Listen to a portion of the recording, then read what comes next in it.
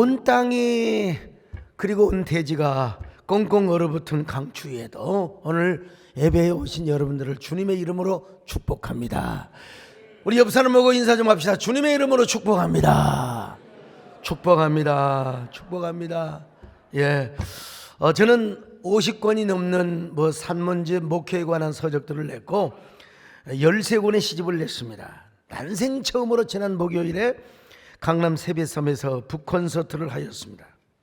난생 처음으로 제가 세빛섬을 처음 가봤어요.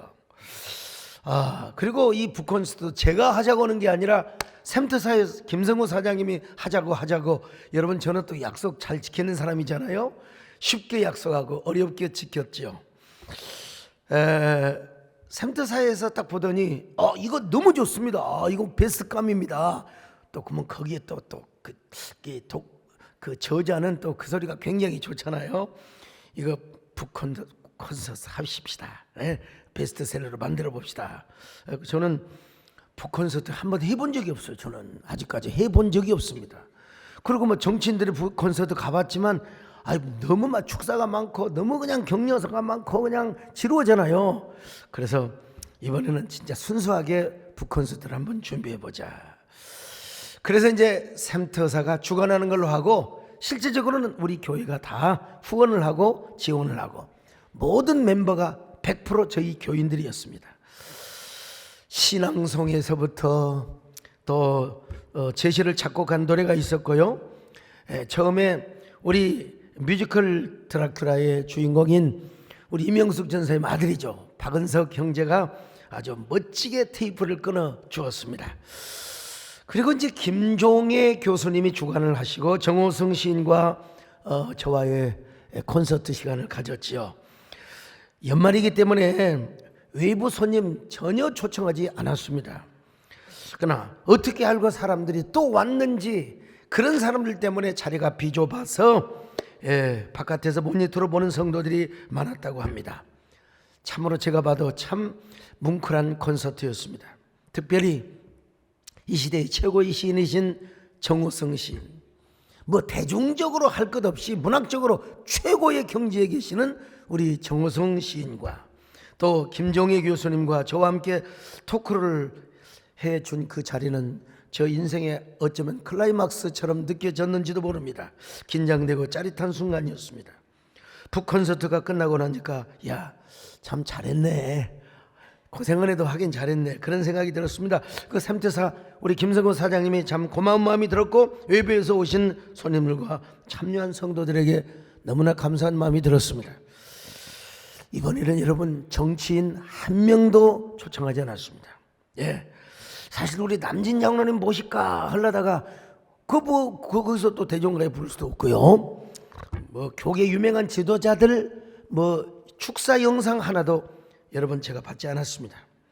그런데도 용인시장 이상일 시장님은 비서실장을 보내가지고 또 책을 구해가지고 또 크리스찬 직원들에게 선물로 나누어졌다는 얘기를 제가 들었어요. 참 고맙구나, 감사하구나, 그런 마음을 가졌습니다. 아무튼 순수한 북콘서트였습니다. 북콘서트를 하고 나서 나름 행복한 마음이 들었습니다. 내가 이런 호사를 누려도 되는가? 누려 하라고 하지만 내가 이 문학적 예술적 호사를 누려도 되는가? 나는 평생 하나님만 영광 돌리고 하나님의 이름만 앞세워왔던 삶을 살아왔지 않습니까? 그런데 오늘 성경에 보니까 이거 역시 하나님이 주시는 행복이라고 말씀을 하는 거예요. 자, 전도서 8장 15절을 같이 보십니다. 시작. 이에 내가 희락을 찬양하노니 이는 사람이 먹고 마시고 즐거워하는 것보다 더 나은 것이 해 아래는 없음이라. 하나님이 사람을 해 아래에서 살게 하신 날 동안 수고하는 일 중에 그러한 일이 그와 함께 있을 것이니라. 자, 전도자가 무엇을 찬양하고 있습니까? 하나님이 주신 희락과 기쁨, 행복을 찬양하고 있어요. 근데 어떨 때 사람이 행복하고 기쁘냐? 잘 먹고 그리고 또 잘 마시고 잘 자고, 이것이 인생의 안녕이라는 겁니다. 평강이라는 것입니다. 예수 그리스도 안에서 하고 싶은 일을 하고 사는 것이, 물론 이 모든 것은 하나님이 허락하신 일이어야 하고, 그리고 하나님 안에서 이루어져야 되는 일이 되겠지만요. 그렇지만 분명한 것은 이것이 우리가 해 아래에서 사는 날 동안 먹고 마시고 그리고 즐기는 것, 참 이게 하나님의 주시는 행복이고 축복이라는 것입니다. 여러분 살아가면서 행복하시기를 바랍니다. 오늘 점심도 맛있게 드시기를 바랍니다. 아이 뭐 입맛이 없고 뭐 짠이 싱겁니, 여러분 뭐든지 감사하게 먹고, 여러분 잘 주무시고, 여러분 잘 마시고 행복하게 사시기를 바랍니다. 여러분의 삶의 현장에서 이런 일학과 기쁨이 넘치시기를 축원합니다. 이것이 행복이라고 세상은 알 수 없는 하나님께서 이것이 행복이라고 하나님의 자녀로 살아가는 이것이 행복이라고. 근데 이걸 위해서는 두 가지 전제 조건이 있습니다. 참 부담됩니다. 전제 조건 중에 하나가, 첫 번째는 뭐냐면, 먼저 하나님의 물론 하나님 안에서겠지만요, 왕의 권세와 그 명령을 지키는 삶을 살아야 한다고 말씀하고 있습니다. 자, 전도서 8장 2절로 3절 같이 봅니다. 시작. 내가 권하노라 왕의 명령을 지키라. 이미 하나님을 가리켜 맹세하였음이니라. 왕 앞에서 물러가기를 급하게 하지 말며 악한 것을 일삼지 말라. 왕은 자기가 하고자 하는 것을 다 행함이니라. 솔로몬 이 얘기 들어보세요. 왕 앞에 성질도 내지 말고 꼬라지도 부리지 말고 뒤도 함부로 보이지 말고 순종할 것을 주문하고 있지 않습니까? 왕 앞에서 그냥 화를 내고 그냥 급하게 돌아서지 말고 왕 앞에서 악한 짓을 일삼지 말라는 거예요. 당시 신정주의 상황에서 왕은 자기가 하고자 하는 것이 법이요, 그것이 곧 권세입니다. 여러분, 저는 이 대목에서 참 멈칫거렸습니다. 솔직히 오늘 이 말씀을 어떻게 설명하고 현대적으로 적용해야 할 것인가. 그래서 이 대목을 슬쩍 넘어가 버릴까? 에이, 이 대목은 내가 언급하고 지나가 버릴까? 이런 생각도 했습니다. 여러분, 내가 정말 30수년 목회하면서 설교하기가 참 부담스러운 게, 진짜 설교하기 싫었다니까, 이 본문 가지고 솔직히 말해서. 그러나 하나님의 종이 되어가지고 어떻게 그냥 지나칠 수가 있느냐는 말입니다. 어떻게 하나님의 말씀을 무시하고 그냥 지나갈 수가 있느냐는 말입니다. 오늘 본문은 분명히 왕의 명령을 지키는 자는 불행을 겪지 않을 것이며 지혜로운 사람은 왕의 명령을 잘 듣고 행하며 어떤 일에도 악한 일을 꾀하지 않는다고 하였습니다. 잘못하면 왕의 진노로 인하여 그 사람에게 화가 임할 수 있다는 거예요. 이런 신앙을 가진 사람이 누구였습니까? 다윗 왕이었습니다. 다윗이 보기에도 사울은 엉터리 같은 왕이었습니다. 엉터리 같은 왕을 넘어서 미친 인간이었습니다. 이거 정신병이요. 이 정신질환 있고 이 사탄에게 씌어갖고 있는 사람 끌어내야 마땅합니다. 인간적으로. 그러니까 이 사울은 백성의 민생을 챙기지 않고 맨날 정적 다윗만 죽이려고 그냥 혈안이 급급했어요. 근데 다윗에게는 사울을 죽일 수 있는 기회가 두 번이나 왔어요. 그냥 죽이면 되는 거예요. 그냥 누워있는 또 똥을 싸는 그 사람 뒤에서 그냥 칼만 꽂으면 되는 겁니다. 그래도 다윗은 사울을 죽이지 않았습니다. 하나님께 기름 부음 받은 자를, 하나님이 세우신 왕을 내가 어떻게 죽일 수가 있느냐는 것입니다.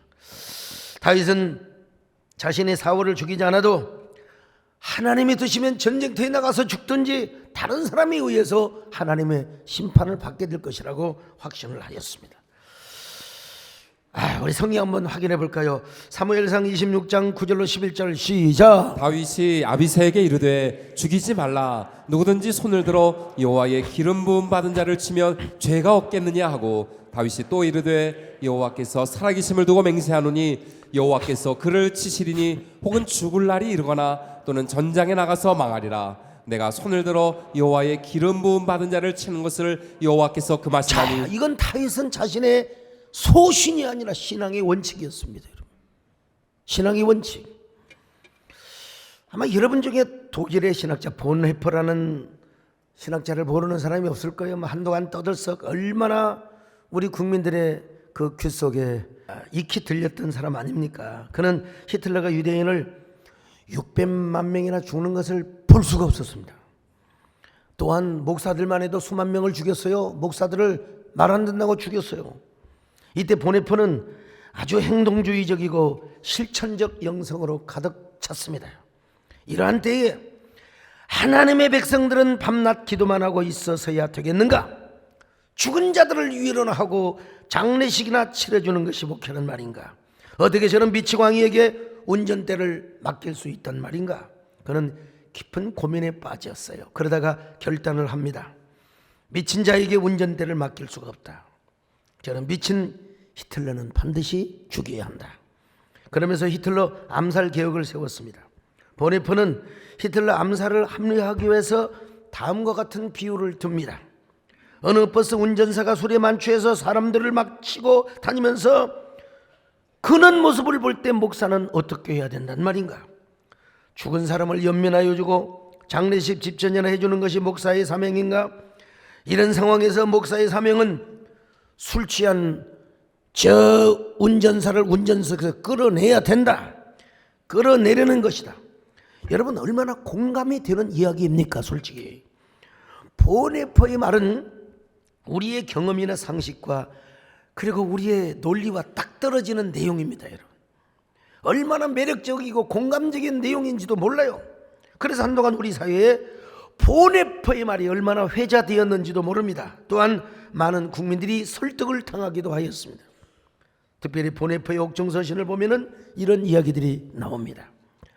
악이 무제한적 폭력의 가가를 부를 때 진정한 예수의 제자는 악에 대한 저항을 통해 주님의 뒤를 따르는 것 외에 다른 대안이 없다.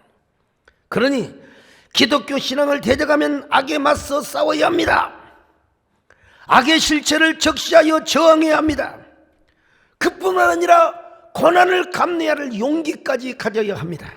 하나님을 대적하는 악의 화신들 앞에서 우리 그리스도인들은 거룩한 백병전을 펼쳐야 합니다.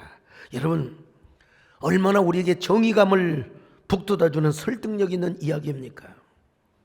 그런데 해석하게도 보네포는 히틀러를 암살하지 못하고 그 계획이 발각이 되어서 자기가 먼저 처형을 당하는 불행을 겪게 됩니다.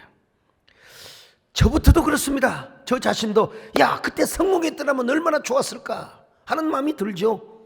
그런 독재자는 그런 사람에 의해서 처단이 되었으면 역사가 달라졌을 것이다. 이런 아쉬움이 없는 것은 그 인간의 마음이 아닐 겁니다. 그러나 여러분 우리가 신앙생활하면서도 이런 일을 맞닥뜨릴 때가 있습니다. 지난주간에 어떤 분과 잠시 면담할 기회가 있었는데 그분이 저에게 목사님 서울의 봄이라는 영화를 보셨습니까? 나 시간이 없어 못 봤습니다. 그러나 누가 어떤 역할을 하고 누가 어떤 스토리 장태환 사령관 주인공 한 거 내가 다 잘 알고 있습니다. 그랬더니 목사님 그 영화 꼭 보셔야 됩니다. 그 영화 보셔야 됩니다.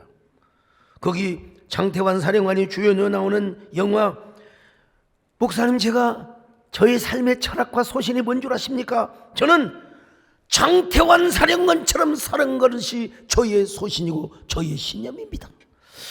제가 그랬죠. 집사님의 울긋고 정의로운 마음을 나는 높이 평가합니다. 그러나 장태환 사령관이 우리의 삶의 롤모델이 되어서야 되겠습니까? 예수님이 우리의 삶의 롤모델이 되어야지요. 동의하시면 아멘합니다. 여러분 인간적으로 볼 때 장태환 사령관은 진짜 남자 중에 남자요 군인 중에 군인입니다. 그러나 인간으로서 아무리 훌륭하다 하더라도 그의 모든 삶이 우리의 롤모델이 되고 구원의 철학이 우리의 소신이 되어서는 아니 되죠. 물론 본받아야 될 것이 있어요. 우리에게 본받아야 할 것이 있지만은 교훈 주는 정말 그런 아주 도전을 주는 면이 없는 것은 아니지만 우리에게 있어서 진정한 롤 모델은 누구인가? 예수님이라는 사실을 믿으시면 아멘 하시기 바랍니다. 예수님을 바라봐야지요. 예수님을. 여러분 어떤 일이 있더라도 여러분 인간의 누구를 바라보지 마시고 주님을 바라보시기를 바랍니다. 예수님을 바라보시기를 바랍니다. 자, 그랬더니 맞습니다 목사님. 제가 예수님을 롤모델로 삼겠습니다. 여러분 우리 예수님은 어떤 삶을 사셨습니까? 예수님은 하나님의 사람이 되어 오신 분입니다. 하나님의 아들로서 얼마든지 이 땅에 오셔서 여러분 체제를 전복시킬 수 있어요. 로마 황제 원로원 그 시스템을 다 바꿀 수 있어요. 지진이 나게 할 수도 있고 재앙이 나올 수도 있고 헤롯 왕 우리 예수님이 비판은 하셨지만 하나님은 그 체제를 인정하시면서 예수님은 그 안에서 복음을 전하며 하나님 나라를 세우셨던 것입니다. 당시에 정치 체제를 인정하면서도 하나님의 복음으로 하나님의 나라를 세워나갔다는 것이죠. 그 체제와 틀 안에서 오히려 예수님은 베드로를 향하여 뭐라고 말씀하셨습니까? 칼을 든 자는 칼로 망하리라. 이런 말씀을 하다 보면 어떤 사람은 항의할 수 있어요. 목사님 너무 비겁한 소리가 아닙니까? 그래서 저도 설교하기 싫었다니까요. 저도 구약 선지자들은 얼마나 왕을 향하여 책망을 하고 맞습니다 여러분. 그렇지만 왕의 권위와 왕정 제도의 시스템 자체를 부인한 것이 아니요, 왕이 하나님의 명령에 불순종하고 교만하고 오만한 것들을 지적하고 책망했던 것이지 체제를 전복했던 것은 아닙니다. 선지자가 가서 비수를 꽂고 그리고 왕을 죽였던 선자는 아무도 없습니다. 왕의 권위를 인정하면서도 그 권위에 도전하지 않고 하나님의 뜻 바깥에서 하나님께 불순종한 그 왕을 책망하였죠. 쓴소리를 하였죠. 사도 바울도 마찬가지입니다. 로마서 13장에서 위로부터 나온 권력에 복종하라고 했지 않습니까? 하나님이 세우셨기 때문이라는 거예요. 로마서 13장 1절입니다. 시작. 각 사람은 위에 있는 권세들에게 복종하라. 권세는 하나님으로부터 나지 않음이 없나니 모든 권세는 다 하나님께서 정하신 바라. 그 번입니까? 디모데전서 2장 1절로 2절에서는 또 이렇게 말씀합니다. 같이 봅니다. 시작. 그러므로 내가 첫째로 권하노니 모든 사람을 위하여 간구와 기도와 도고와 감사를 하되 임금들과 높은 지위에 있는 모든 사람을 위하여 하라. 이는 우리가 모든 경건과 단정함으로 고요하고 평안한 생활을 하려 함이라. 자, 여러분 사도 바울도 사실 그랬습니다. 어떤 상황 속에서도 유대인 왕이나 그리고 로마 황제를 암살할 계획을 한 번도 가져본 적이 없었습니다. 악한 왕이 되었건 선한 왕이 되었건 하나님이 세우신 왕이고 하나님의 대리 통치자로 여겼기 때문에 그렇습니다. 시간이 흘렀습니다. 어거스틴과 칼빈도 교회와 국가의 관계에서 국가라는 기관은 하나님의 세상의 통치 대리 기관으로 보았습니다. 그래서 국가에 복종하는 것은 하나님의 다스림과 권위에 복종하는 것으로 여겼습니다. 물론 국가가 불의의 권력을 행할 경우에는 맹목적으로 죄악 자체까지 복종하라고 언급하지는 절대로 않습니다. 그러한 죄 자체는 불복종의 가능성을 언급하였죠. 그래서 주기철 목사님은 신사참배를 거부하여 그 무수한 고통을 당하였고, 오늘날 우리도 여러분 포괄적 차별금지법을 여러분 우리가 생명을 다하여 순교적 각오를 가지고 여러분 막아내 왔지 않습니까? 근데 이렇게 하면서 우리에게 중요한 건 뭐냐? 암살적 기도보다는 더 중요한 것은 하나님의 복음을 가지고 하나님의 나라를 세워가는 것입니다. 그러면서도 비록 악한 정보를 할지라도 내 자신의 힘으로 체제 전복을 하려는 시도를 하는 것보다는 우리가 먼저 하나님께 기도하고 하나님의 뜻을 분별하며 그리고 하나님의 심판을 우리가 기다릴 필요가 있다는 것이죠. 여러분 실망스러운 생각이 드시지 않습니까? 그러나 여러분 다시 묻습니다. 인간이 세운 설득력 있는 논리와 이론과 상식을 따르는 게 맞습니까? 아니면 성경의 교훈을 따르는 게 맞습니까? 물론 하나님께서는 악을 미워하십니다. 우리 예수님도 악을 미워하세요. 그러면 우리는 악과 싸워야 합니다. 그러나 그 악과 싸우는 것은 신앙적인 싸움이고 영적인 싸움이지, 누군가를 죽이고 누군가를 암살하며 싸우라는 말은 성경에 언급하지 않습니다. 물론 전도서를 기록할 때 솔로몬은 왕정제도의 배경에서 기록한 것도 사실입니다. 예수님도 왕정제도 속에서 하나님 나라의 복음을 전했고 사도 바울도 마찬가지입니다. 그런 점에서 오늘날의 현실과 조금은 다른 측면이 있어요. 있는 건 사실입니다. 오늘날 우리는 민주주의 제도 속에서 살아가고 있죠. 그러나 한동안은 독재 정권 속에서 살아갈 때도 있었습니다. 그러나 국민들의 단결된 힘과 저력으로 민주주의 제도를 이루고 마침내 대한민국의 봄을 이루게 된 것 아니겠습니까? 그렇다고 모든 국민들이 나서서 독재자를 처단한 것은 아니었습니다.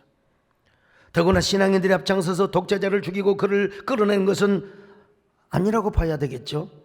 부하들끼리 싸우다가 독재자를 죽이고 훗날 국민들의 탄견될 힘을 합하여 마침내 대한민국이라는 봄의 계절을 맞이하게 된 거죠.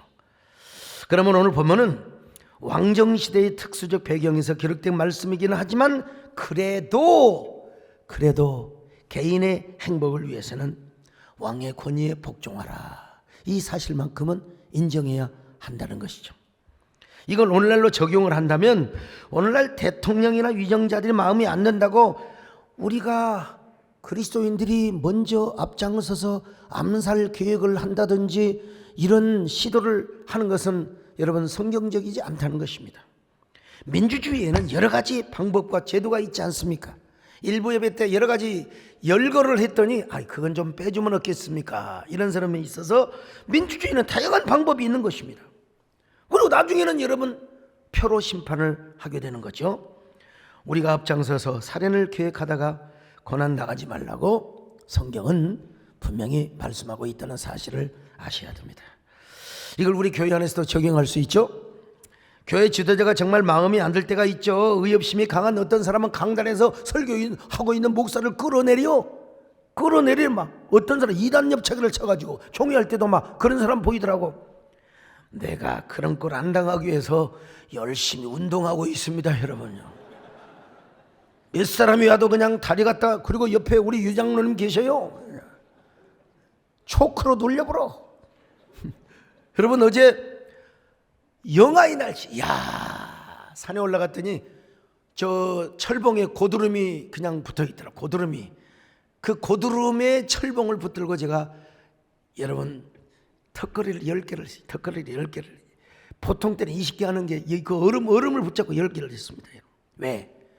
끌어내리지 그거 안 당하려고 여러분 말이죠.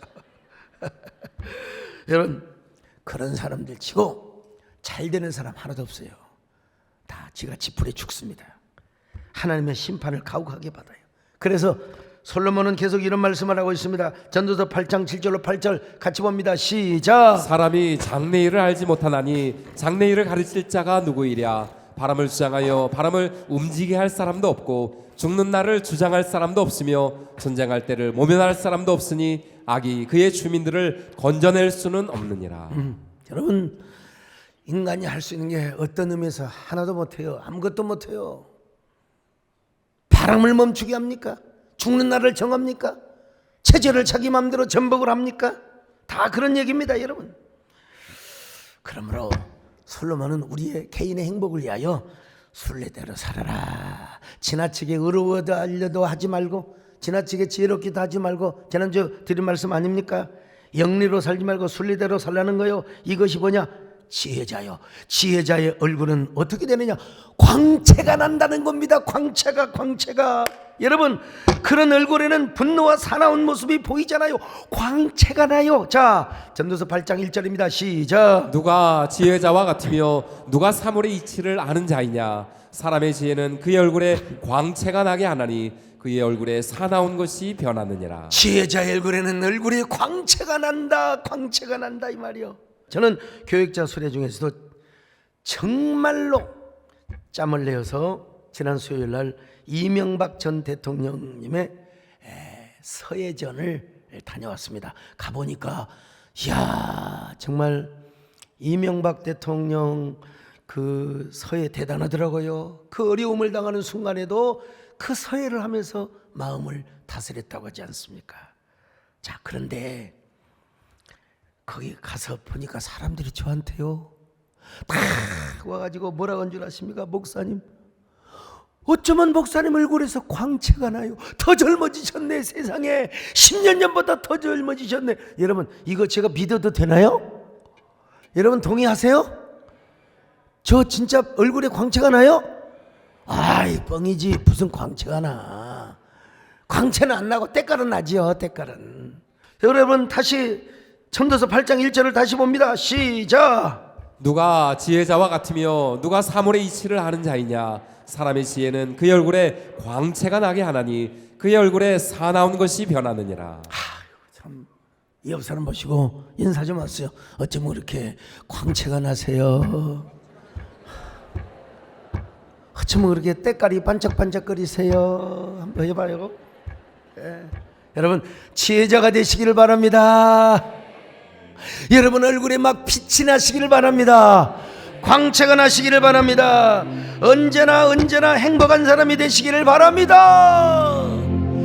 이것이 나의 행복이라고 세상은 알 수 없는 하나님, 이것이 행복이라고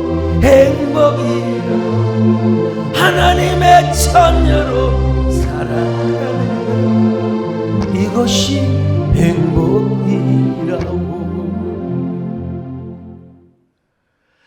여러분 행복하게 살아가시기 원하시면 아멘 하시기 바랍니다. 또 하나의 전제가 있어요. 이제는 마음에 걸리는 게 없습니다. 이제 또 하나 전제가 있는데 뭐냐? 우리 삶 속에 부닥치는 부조리 때문에 상처를 받지 않고 그럴수록 하나님을 바라보라는 거예요. 그럴수록 이 세상에는 우리가 원하지 않는 부조리가 너무나 많거든요. 자, 전도서 8장 11절로 12절 같이 봅니다. 시작. 악한 일에 관한 징벌이 속히 실행되지 아니하므로 인생들이 악을 행하는 데에 마음이 담대하도다. 죄인은 100번이나 악을 행하고도 장수하거니와. 여러분 얼른 보면요 악하게 사람들이 더 잘 돼. 아유, 세상에 어쩌면 하나님이 징벌도 안 내리고 저렇게 죄를 100번이나 1000번이나 지어도 잘만 사는가. 그래서 시편 73편을 보면 아삽이라는 시인이 그런 고백을 합니다.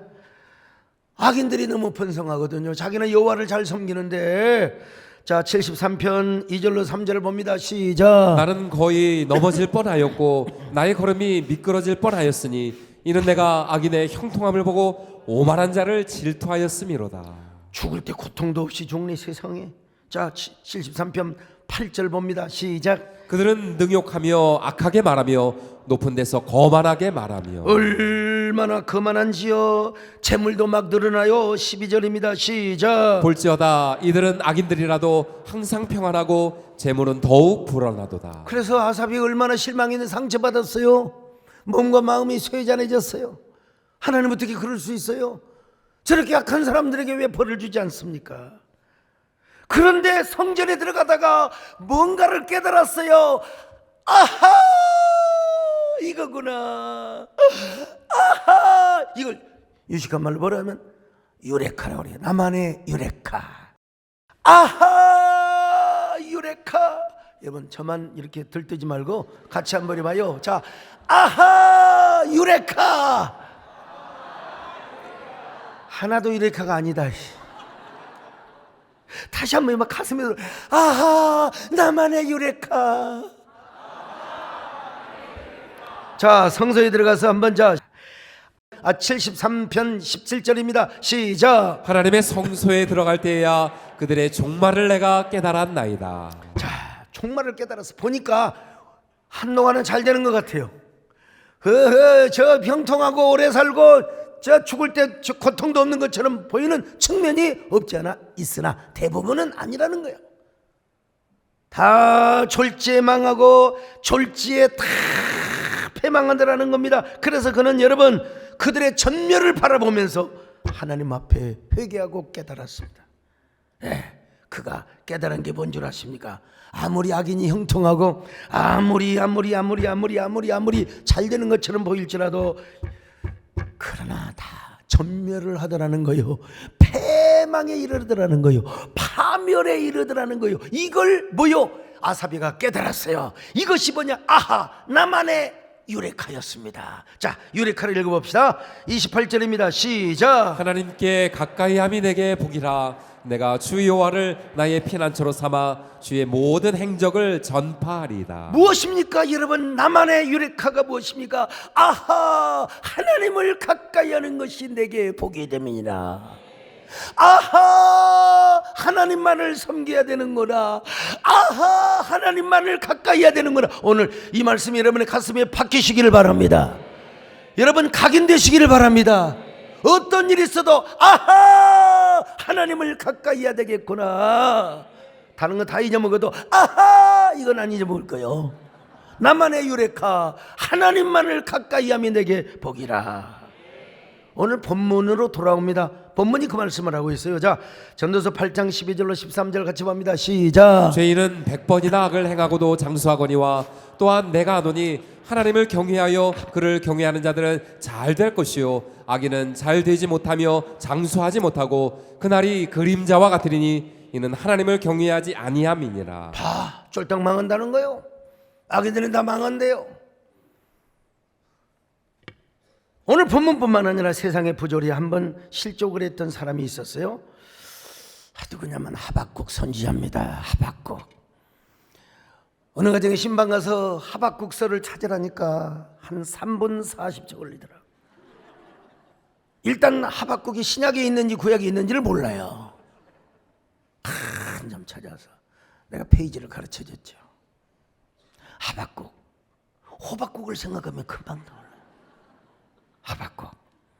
자, 하박국 1장 2절로 3절을 같이 봅니다. 시작. 여호와여 내가 부르짖어도 주께서 듣지 아니하시니 어느 때까지리이까. 내가 강포로 말미암아 외쳐도 주께서 구원하지 아니하시나이다. 어찌하여 내게 죄악을 보게 하시며 패역을 눈으로 보게 하시나이까. 겁탈과 강포가 내 앞에 있고 변론과 분쟁이 일어났나이다. 당시 이스라엘은 바벨론이라는 강대국에 완전히 지금 침략 포위당해 있어요.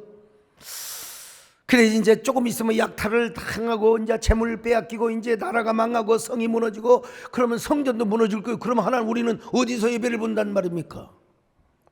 어디서 예배를 드린단 말입니까? 하나님이 살아계신다면은 도대체 저 악인들을 왜 그냥 둔단 말입니까? 그렇지만 하박국 선지자가 여러분 하나님의 성전에 들어가서 아하 하고 또 여러분 나만의 유레카, 하박국의 유레카를 깨닫게 됩니다. 바로 그것은 무엇이냐? 오늘 한번 읽어볼까요? 하박국 2장 4절입니다. 시작. 보라 그의 마음은 교만하며 그 속에서 정직하지 못하나 의인은 그의 믿음으로 말미암아 살리라. 그래, 믿음으로 말미암아 살리라. 할렐루야. 뭐 세상이 요란하고 별짓거리 다 있어도 의인은 오직 믿음으로 말미암아 살리라. 이것이 하박국이 깨달았던 나만의 유레카였습니다. 믿음으로 살리라. 믿음으로 사시기를 축원합니다. 그뿐입니까 여러분? 여호와로 말미암아 기뻐하고 즐거워하고 감사하라고 말씀하지 않습니까? 하박국 3장 18절입니다. 시작. 나는 여호와로 말미암아 즐거워하며 나의 구원의 하나님으로 말미암아 기뻐하리로다. 그러니까 여러분 아무리 뭐 세월이 어떻게 흐르고 뭐 정치가 어떻고 정권이 어떻고 저떻고 해도 우리는 너무 한탄할 필요가 없어요. 여러분 우리가 바라보아야 할 분이 계십니다. 그분이 바로 누구냐? 하나님이라는 사실입니다. 여러분 그분 때문에 우리는 슬퍼하지 않습니다. 한탄하지 않습니다. 소망을 갖습니다. 기뻐합니다. 여러분 악인진 득세하고 불법이 아무리 가득하다 할지라도 여러분 우리는 원망하거나 실족할 이유가 없습니다. 잠 못 이룰 이유가 없어요. 그런 것 가지고 여러분 왜 요즘 세상에 좋은 소면제도 있고 그런데 왜 잠을 안 자요? 밤이면 잠을 자야지 여러분. 전도서 8장 16절 같이 봅니다. 시작. 내가 마음을 다하여 지혜를 알고자 하며 세상에서 행해지는 일을 보았는데 밤낮으로 자지 못하는 자도 있도다. 못 자는 사람 없어요. 우리 교회 집사님 남편은 워낙 술을 좋아해요. 워낙 술을 좋아해요. 얼마나 술을 좋아하는지. 근데 꼭 술집에 가서 집에서 마십니다. 집에서 술만 드시면 술이 취해가지고 뭐라고 하는 줄 아세요? 아유 우리 손 목사님은 건강하셔야 되는데 어찌하스께? 우리 목사님 건강해야 되는데 그러고 잠을 안 자고. 아니 술을 드시면 잠을 주무셔야지 왜 소목사 걱정을 해요? 우리 목사님 잘 자야 되는데. 저는 이런 말씀 앞에 참 이따금씩 임하는 불면증, 아이고 이거 아무 쓰잘데기 없는 이야기구나. 우리가 아무리 지혜가 있어도 내일 일을 몰라요. 잠 못 자면 걱정할 필요가 없다는 거예요. 자, 전도서 8장 17절입니다. 시작. 또 내가 하나님의 모든 행사를 살펴보니 해 아래에서 행해지는 일을 사람이 능히 알아낼 수 없도다. 사람이 아무리 애써 알아보려고 할지라도 능히 알지 못하나니 비록 지혜자가 아노라 할지라도 능히 알아내지 못하리로다. 자, 저도 코로나 기간에 또 총회장 연합기관을 섬기면서 얼마나 잠 못 드는 세월들을 많이 겪었는지 몰라. 다 부질없는 거예요 사실은. 우리 교회 어느 집사님은 2초 커트 하나 둘 하면 코코코라 그런대요. 그냥. 정말 어떻게 3초도 아니고 2초 컷이에요. 근데 그분한테 기도해 달라고 그랬어 아까 2부 예배 때. 일단 2초는 그만두고 한 2분 만에 좀 잠들게 해달라고 오늘 악수하면서 그런 얘기를 나눴습니다만은 연합기관 하나 하는 것도 인력으로 되는 게 아니요. 이제 구조가 다 맞춰가고 있습니다. 그렇게 원했던 구조 제가 뿌려놓았고 정서적인 하나가 이루어졌으며 마지막 구조와 시스템은 내년에 그것도 아마 봄 안에 이루어지게 될 겁니다. 사람이 그 인력으로 되는 게 아니요. 그리고 내일 일을 우리가 알지 못합니다. 다 하나님이 정하신 때가 있는 겁니다. 뿌린 자가 있고 거둔 자가 있으며 심을 때가 있으면 날 때가 있고요. 뿌릴 때가 있으면 거둘 때가 있는 겁니다, 여러분. 그러니까 우리가 뭐냐? 너무 그런 거 이제 스트레스 받지 말고 좀 행복하게 살라는 거예요. 좀 누리며 살라는 거예요. 누리며 살라는 거예요. 자, 전도서 8장 15절 시작. 이에 내가 희락을 찬양하노니 이는 사람이 먹고 마시고 즐거워하는 것보다 더 나은 것이 해 아래는 없습니다. 하나님이 사람을 해 아래서 살게 하신 날 동안 수고하는 일 중에 그러한 일이 그와 함께 있을 것이니라. 많은 분들이요, 기독교를 금욕주의적 종교로 생각을 해요. 그런 부분이 일면 없는 건 아닙니다. 그래서 수도원적 영성이 있어요. 또 다른 종교가 모든 종교는 전부 힌두교를 비롯해서 그냥 고행, 참선, 수행을 해야만이 다시 인간으로 태어난다고 말이지. 에이 참, 여러분 우리는 진정한 진리가 성령인 줄로 믿습니다. 하나님이 누리라고 하잖아요. 하나님이 행복을 누리며 살래요. 그렇다고 지옥 가는 게 아니요. 하나님 주신 것은 누릴 수 있어야 돼요. 누리다가 천국 가면 얼마나 좋습니까? 근데 우리 인생 자체를 누리라 그 말은 아니죠. 성경 전반을 볼 때 하나님으로 인하여 누리는 즐거움, 하나님 때문에 누리는 행복, 하나님으로 말미암아 누리는 이런 희락. 그래서 로마서 5장 2절에도 이렇게 말씀합니다. 자, 같이 읽습니다. 시작. 또한 그로 말미암아 우리가 믿음으로 서 있는 이 은혜에 들어감을 얻었으며 하나님의 영광을 바라고 즐거워하느니라. 여러분, 그러므로 여러분은 예수 그리스도 안에서 인생의 풍요를 누리시기를 바랍니다. 하나님이 주시는 즐거움과 기쁨과 행복을 누리며 사시기를 바랍니다. 특별히 여러분 연말연시에 하나님의 은혜가 있기를 바랍니다. 절대로 사고 없기를 바라고요. 여러분 눈이 와도 미끄러지지 마시기를 바랍니다. 나는 특별히 여러분 성탄절에 이런 기쁨이 여러분에게 가득하시기를 바랍니다. 화이트 크리스마스가 되었든 아니면 어떤 크리스마스가 되었건, 근데 이번 성탄절은요 월요일입니다. 월요일. 나는 주일날 예배 보고 이제 또 이제 스키장에 가서 성탄절날 크리스마스 캐롤을 들으면서 성탄절에 가서 말이요 즐거움을 누릴까 이런 걱정이 조바심이 듭니다. 스키장에 가서 스키프 스키프 스키프 스키프 아셔요? 뭔 건지? 참 목사님 저는 주일날 예배 드렸으니까 성탄절은요 저기 스키장에 가서 즐길 거예요. 여러분 하나님이 사람이 되어사, 하나님이 사람이 되어사 우리를 구원하시고 우리 죄 문제를 해결하시려고 이 땅에 오신 그 예수님을 오시는 그날을 우리가 경배해야 되지 않습니까? 우리만 오는 게 아니라 여러분 별들을 초청해 와야 됩니다. 할렐루야. 하나님의 사랑받는 별들을. 자, 노래 한번 할까요? 기쁘다 구주오션 만백성 맞으라 온전히 다 찬양하여라, 다 찬양하여라, 다 찬양하여라. 구세주 탄생했음 다 찬양하여라. 이 세상 만물 다 화답하여라, 다 화답하여라, 다 화답하여라. 성탄의 기쁨을 누려. 성탄절에 별들로 초청받는 분들에게는 아주 귀중한 선물이 준비되어 있을 겁니다.